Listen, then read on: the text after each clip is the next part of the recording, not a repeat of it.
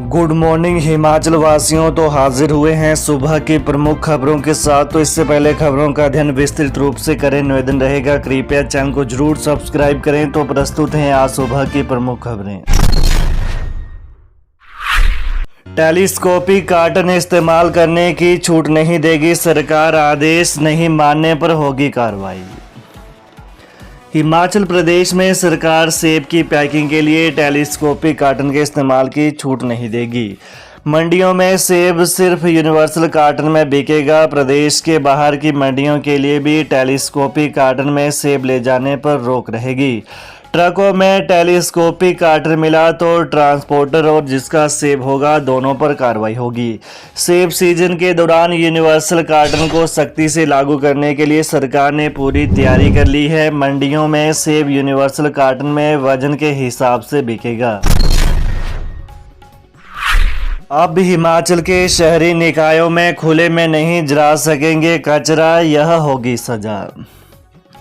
हिमाचल प्रदेश के शहरी निकायों में खुले में कचरा जलाने और गंदगी फैलाने पर सख्त कार्रवाई के आदेश शहरी विकास विभाग ने दिए हैं। शहरी विकास विभाग के निदेशक गोपाल चंद ने इस संबंध में शहरी निकायों के अधिकारियों को निर्देश जारी किए हैं।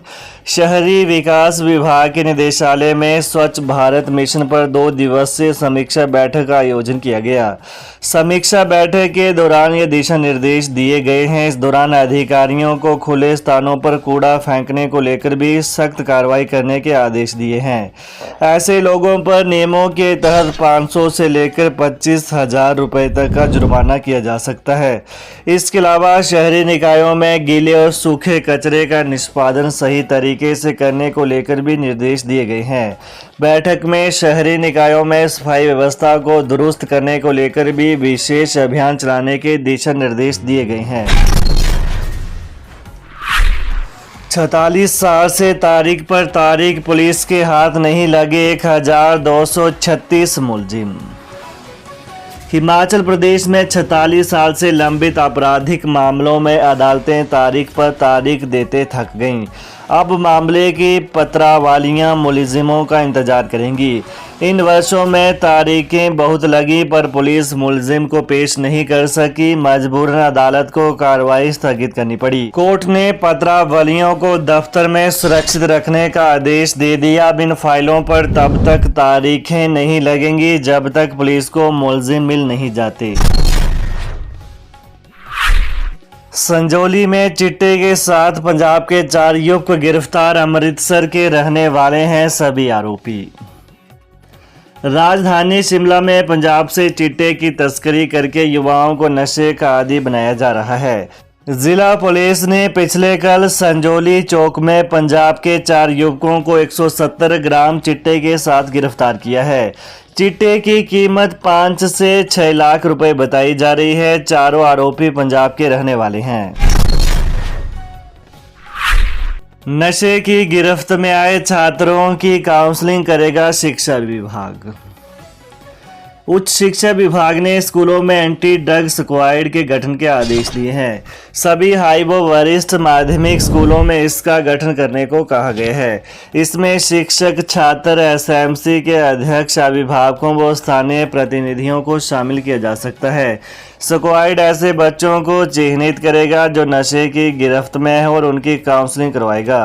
विभाग ने इसकी अनुपालना रिपोर्ट भी मांगी है। उधर छात्रों को प्रेरणा कार्यक्रम में भाग लेने के लिए प्रोत्साहित करने के निर्देश भी स्कूलों को दिए गए हैं।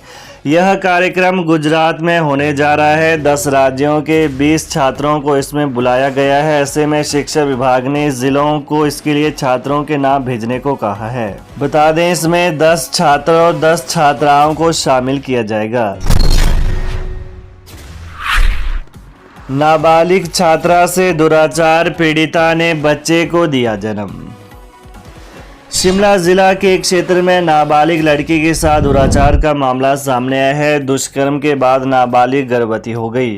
पेट दर्द की शिकायत के बाद अस्पताल में जांच के दौरान इस बात का खुलासा हुआ और उसने बच्चे को जन्म दिया। पीड़िता नवजात संघ अस्पताल में भर्ती है। हालांकि जच्चा बच्चा दोनों स्वस्थ बताए जा रहे हैं। पीड़िता की शादी नहीं हुई है। हैरानी की बात है कि न तो पीड़िता के परिजनों और न ही उसे खुद गर्भवती होने की जानकारी थी। इस घटना ने पीड़िता के परिवार के लोगों को स्तब्ध कर दिया। पीड़िता जमा 1 कक्षा की छात्रा है। पुलिस ने पीड़िता के पिता की शिकायत पर अज्ञात व्यक्ति के विरुद्ध दुष्कर्म की धारा व पॉक्सो के तहत केस दर्ज कर लिया है। पीड़िता के पिता ने आरोप लगाया है कि उसकी बेटी के साथ किसी ने दुष्कर्म किया है जिससे वो गर्भवती हुई है। विधानसभा उपचुनाव के बाद सचिवालय में होगा बड़ा प्रशासनिक फेरबदल। हिमाचल प्रदेश में बड़ा प्रशासनिक फेरबदल होने जा रहा है। नालागढ़, देहरा और हमीरपुर में विधानसभा उपचुनाव के बाद कई IAS, HAS, IPS, IFS, HPS अधिकारी और तहसीलदार बदले जा सकते हैं। एक स्थान पर सेवाकाल पूरा करने वाले अधिकारियों को भी इधर से उधर किया जाना है। 1-2 जिलों के उपायुक्तों के अलावा पुलिस अधीक्षक सहित एसडीएम और डीएसपी स्तर के अधिकारियों को भी बदला जा सकता है। कार्मिक विभाग में सूची तैयार की जा रही है। प्रदेश के मुख्य पोस्ट मास्टर जनरल सस्पेंड। हिमाचल प्रदेश के मुख्य पोस्ट मास्टर जनरल को सस्पेंड कर दिया गया है। मुख्य पोस्ट मास्टर जनरल को सस्पेंड करने के आदेश डाक निदेशालय की ओर से जारी किए गए हैं। सीपीएमजी के निलंबन के पीछे क्या कारण रहे हैं, इसका अभी तक खुलासा नहीं हो पाया है। डाक निदेशालय ने हरियाणा के मुख्य पोस्ट मास्टर जनरल को अब हिमाचल प्रदेश के मुख्य पोस्ट मास्टर जनरल का अतिरिक्त कार्यभार सौंपा गया है। हिमाचल प्रदेश के मुख्य पोस्ट मास्टर जनरल को सस्पेंड के असली कारणों का डाक विभाग की जांच में ही पता चल पाएगा। डाक विभाग के मुख्य पोस्ट मास्टर जनरल सस्पेंड करने के बाद सवाल उठ रहे हैं कि ऐसे क्या आरोप लगे हैं कि विभाग को प्रदेश के मुख्य पोस्ट मास्टर जनरल को ही सस्पेंड करना पड़ा है। मिड डे मील को लेकर प्रारंभिक शिक्षा विभाग ने जारी की गाइडलाइन। इन चीज़ों के इस्तेमाल पर रोक। स्कूलों में खाना बनाते समय महिला कर्मी के घड़ी, अंगूठी, आभूषण और चूड़ियां पहनने पर रोक रहेगी। साथ ही वो इस दौरान नेल पॉलिश का भी इस्तेमाल नहीं करेगी। केंद्रीय शिक्षा मंत्रालय के बाद अब प्रारंभिक शिक्षा विभाग ने पीएम पोषण के गुणवत्ता और सुरक्षा पहलू को लेकर स्कूलों को गाइडलाइन जारी की है और इसकी अनुपालना के निर्देश दिए हैं। इसके अलावा दूसरे स्थानों में बच्चों को भोजन नहीं परोसा जाएगा। परिसर में धूम्रपान करना, थूकना और नाक साफ करना विशेष रूप से प्रतिबंधित होगा। कर्मी के पास पर्याप्त और उपयुक्त स्वच्छ सुरक्षात्मक कपड़े होने चाहिए। उनके बाल साफ सुथरे ढंग से बंधे होने चाहिए। कर्मी को काम दोबारा शुरू करने से पहले हर बार अपने हाथ धोने पड़ेंगे। अब 8 साल रेगुलर जॉब पर पेंशन।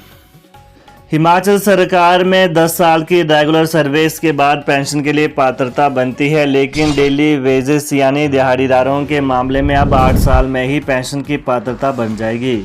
इस बारे में राज्य सरकार बालोदेवी बनाम स्टेट ऑफ हिमाचल प्रदेश के सुप्रीम कोर्ट में हार गई है। राज्य सरकार की ओर से दायर की गई पुनर्विचार याचिका भी खारिज हो गई है। अब इस फैसले को लागू करने की तैयारी चल रही है। बालोदेवी केस में याचिकाकर्ता के पति ने जल शक्ति विभाग में चतुर्थ श्रेणी कर्मचारी के तौर पर कुल 6 साल 2 महीने की रेगुलर सेवा की थी, जबकि 10 साल दिहाड़ी पर काम किया था। तो ये रहा सुबह की प्रमुख खबरों का एनालिसिस। तो प्रदेश की ताज़ा खबरों को जानने के लिए कृपया चैनल को अभी सब्सक्राइब करें। धन्यवाद।